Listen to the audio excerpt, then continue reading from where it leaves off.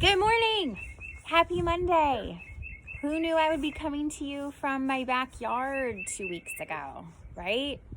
I am used to greeting you in the morning and seeing you all flood through the doors and asking you how your weekends were, and I gotta say, I really completely, totally miss that.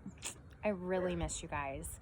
Don't get me wrong, it has been so fun to connect with you through Gmail and through Google Classroom, and to see your tutorials have been awesome. I've just had the best time with those things, and yet, it's not the same, man. It's not. So I was wondering if you guys were feeling any of the same things I'm feeling. Maybe? Speaking of feelings, I've been feeling all the feelings. I have been feeling moments of intense creativity and appreciation for the time that I have at home. I can see my husband more. The dogs are living their best life. And it's been fun to use new tools and to kind of problem solve how I'm going to do things this way. And then I've also had a lot of moments of feeling kind of like I can't catch my breath, like that anxious feeling, and almost like I need to go run 10 miles. And then I have other moments where I'm kind of sad, and I don't know. And I think it's okay. I started wondering, is this weird? I don't think it is. I think it's totally healthy and normal. And airplanes. If it's not Mr. Fleck screaming next door, it's airplanes flying over my head. I don't know. I was wondering if you guys were feeling a lot of different things as well. And I don't know. I think it's okay. I think we can feel all the things. And so if you're feeling kind of yucky from time to time, I think that's okay. I do. Okay. So let's get down to class this week. I'm going to give you a couple reminders. Number one, I need you to check your Gmail if you're not already checking it, okay? Because I am wanting to make a personal connection with each one of you. And sometimes I'm going to send you just check-in notes like, hey, how's it going?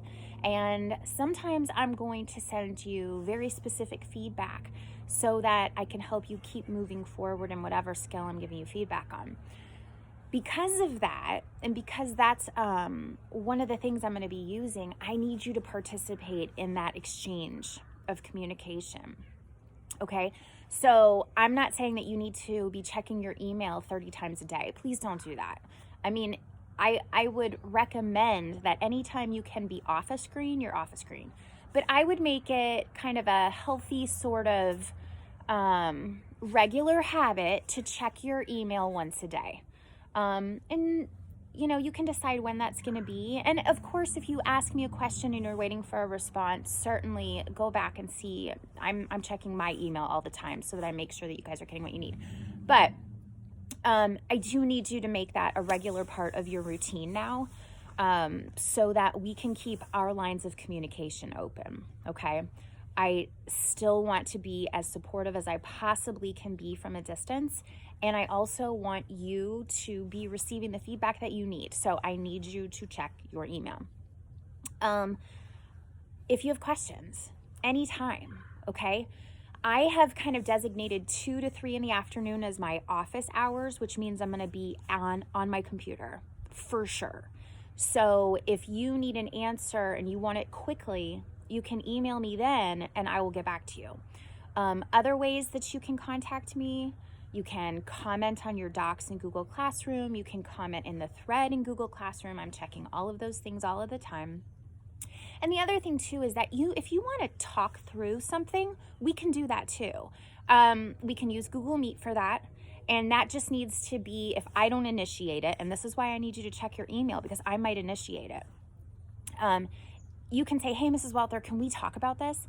And then I'll set up a meeting online and you can jump in and we can have a face-to-face conversation, okay? So there are a lot of things that we can do. I'm not looking to create a situation that's really, really hard for you. In fact, I'm trying to do quite the opposite. So just know there are all kinds of ways that you can ask questions and I can answer them. Okay. Okay. Now today you are going to see, that I have given you directions to do something with your small group. I have organized all blocks, A block, B block, C block, into small groups within your block. And it's all of this information is housed on one document that I've shared today in Google Classroom within the post about, I think it says teach somebody feedback. Okay. So from here on out, today and going forward, when I ask you to do something in your small group, these are your people. Okay. These are your people. And so kind of get that going, get that document in a place where you are easy, or it's easy access for you, so that if you can't remember who's in your group, you've got that information. That's something new. Okay. So, there's that.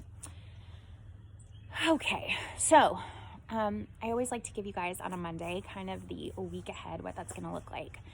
So today you're going to be giving feedback, on the videos that the people in your small group have created.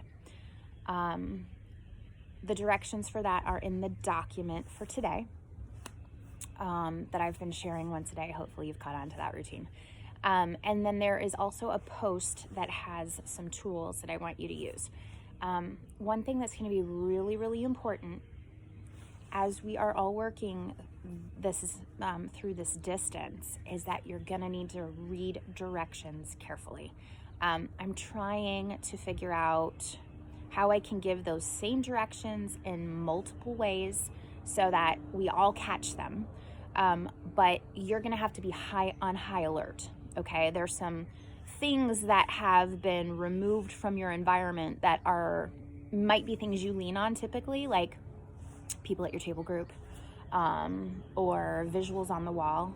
I'm trying to create those visuals for you too, but you're going to have to go and find them. So when we talk about advocating for ourselves as learners, you're going to have to do a lot of advocating for yourself here, meaning you're going to have to go look for things. And you're going to have to commit to taking responsibility for the things that are shared with you. So that's just a reminder, okay? So today you're going to be giving feedback on videos, and then you're going to be spending some time with your independent reading. Tomorrow, check my document in the morning, but that day is going to look a little different, and I think you'll love it. And then let's see, the rest of the week, we are going to start building the skills and the process for creating our TED Talks. Okay, so I'm going to kind of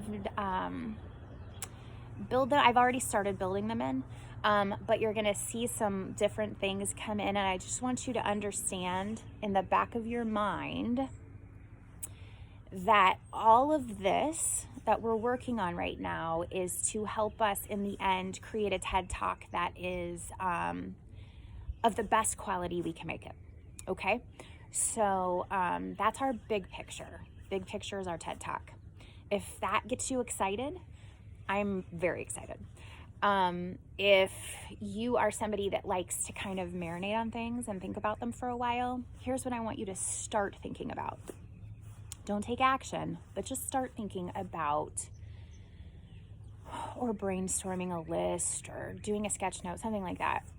Start thinking about topics that are highly interesting to you, that you would feel completely and totally motivated to dig into and share out with others, okay? Because you are going to have some pretty free choice within this project.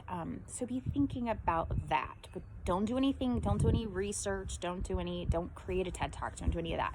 Just start thinking about what some of those ideas might be. So yeah, okay, that was a lot, and I've already talked for 10 minutes. I know I talk a lot, I'm sorry. So anyway, that's the big picture for the week. Those were reminders for a Monday. I'm going to try to come to you as frequently as possible. In fact, you'll see me again today. And I love you tons, and I hope you're well. Exercise a lot. Okay.